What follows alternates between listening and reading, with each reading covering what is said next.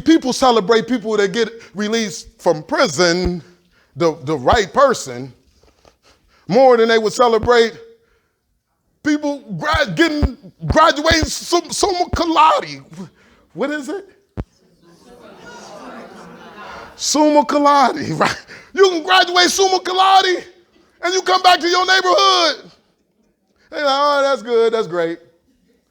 But somebody get out doing a 10-year prison sentence and the whole block is shut down. I done seen whole counties shut down because of certain individuals getting released from prison. People was excited to see me for a whole entire year. Los, you home, baby? But now, when they are so excited to see me, I'm not going to give them that poison that produces the mentality that gets them incarcerated. Now, when they are excited to see me, I'll tell them, brother, this is how you get a house. You need a 24-month work history, and you can get you a house. The same, you got to pay where you lay anyway. Why not pay to buy? Why are you paying the rent? See, I'm giving them different information. The conversation changes because it's different information that I'm bringing. And because it's different information that I'm bringing, they start to develop a different mentality. So then, therefore, we can stop the penitentiary from even happening. That means that I got people that I'm connected to that was selling dope when I came home, that didn't have their stuff together. And when I started to talk to them and I started to let them know, brother, you need a shared parenting plan, brother. In Ohio, it's 3109.042, Ohio Revised Code. You have no rights to your children if you had your child outside of wedlock. Brother, you need to go down to the courts and establish your rights. First thing you need to do is establish paternity, right? Establishing paternity doesn't give you a right to parent your children in Ohio. Only thing it gives you a right to do is pay child support. Brother, you want to be able to parent your children. You don't want to argue back and forth about parenting your children, do you? No, brother, this is how you go down to the courthouse and file for a shared parenting plan. Turn the penitentiary on its head. I'm just working with y'all now. Okay, good. Working the vision. So this year we graduated, and I'm telling y'all, this is beautiful. Because we got churches coming in to donate and contribute and things like that. This is how we continue to make it happen. I'm selling t-shirts. So when you see me out here selling t-shirts and stuff like that, that's what it's about. Like, I'm grinding. I'm jumping out on people in Orlando. I'm staying with my brother right now in Orlando. I'm jumping out on people. It was 3 brothers. They were looking like football players. I'm jumping out on them like, brother, I got these shirts right here. My brother was driving and I'm in the back seat. I'm just jumping out the car like, man, this is too serious. Turn the penitentiary. See, a vision. See, it's too serious. I can't play around with it. I got to be serious. I know that my brothers are struggling because they don't have the information. So I'm going to continue to generate revenue so I can implement programming. I want to contract professors in 4, 5, 6, 20. I want this thing to go nationwide. How is it going to go nationwide unless I push it? A movement is not a movement unless the people get behind it and push it. And I'm going to be the first person. I'm out there. That brother looked at me and he squared up on me. He say, because, you know, brothers got some action that they've been doing. He looked at me like, brother, what you into? Like, did I do something to you? That's how it looked. Because I said, hey, let me talk to you for a minute. So we implement the programming from the ground level. We graduated 4-year-long classes. Right? We are on our 5th year-long class right now. Last year was the first year that we did the incarcerated women. Put them through the same 5 modules.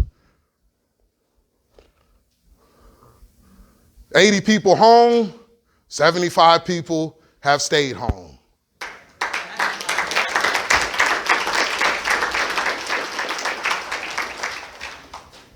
Because they thinking a different way. This year, it's different. We got 10 people inside of the class who's getting released in 18 to 24 months, but they do to be released. 10 people, right? Going through the program. And then we got 10 people inside of the class who has life sentences. See, when you got a vision, you just get given things, and this is what was given. And I'm just following it. We got 10 people with life sentences, and people would ask, why you got people programming that is doing life sentences? What am I trying to do? What are we trying to do? attacking a culture. Information influences thinking, and thinking controls behavior. So then, therefore, the people who are getting released and going back to their communities, they're going to go back to their communities with that information. The people who are coming straight out of reception and going into the facilities, they are going to go into a culture that contradicts prison, because the people who are doing life is going to be individuals that got to continue to be there. So when people are going to the yard on the prison, we need them to be talking about shared parenting plans. We need them to be talking about how to establish your credit. We need them to be talking about 24-month work history to be able to get your mortgage. We need them to be talking about next level thinking, because they know that that's the only way you are going to be able to encounter with next level living. We need them to be talking about some real things. So we put the information in the individuals with the life sentences, so then they can attack the culture. And now I'm going to be working with our new director, and my idea now is just that, oh my gosh, I got so many ideas. I'm glad we going to have so many ideas. I heard the vision the other day, I'm telling you. Right. So now the idea is like, why not take those guys who have life sentences and place them in different institutions? 3 years here, 3 years there. Because we need you to go into these different institutions around the state and attack the culture.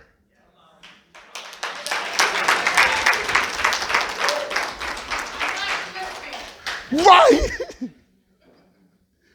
Ooh, attack the culture.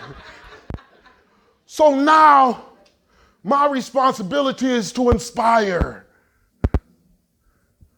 I show them what it looks like, so then they too can become it. So now what I'm telling the brothers, I need you to come back in here, brother. I need you to come back in here. And that's what gets people motivated, because they see direction. See, if you lack direction, you lack motivation. If people can't see that direction, they are not motivated, but people see the direction. So then that's what's going on out here in Ohio. Thousands of people. I come in and do my presentations, thousands of people. And when I say, turn the penitentiary on its head, that's exactly what they say too. But I say you can't do it by adopting a mentality to get you incarcerated. So as long as you walking through the hallways talking about F this and what's up, my nigga, and all of this, as long as you doing that, brother, you are supporting the mentality that stands the penitentiary on its feet. And if you are standing the penitentiary on its feet, I'm going to make it real plain and simple for you, brother. You are making it available for your children to enter into the penitentiary, because when they grow up and become adults, it will be a penitentiary for them to enter. Because you did the things to support it. Either you are taking it down or you are standing it up. And you ain't taking it down if you adopting the mentality that gets people incarcerated. So I make it a lot less scary, because I show them what it looks like. See, I didn't have somebody over there to show me what it looks like. I just believe, because it is something that is placed in your heart. This is my assignment. This is not by chance. My story is my story, because I got work to do. I got work to do.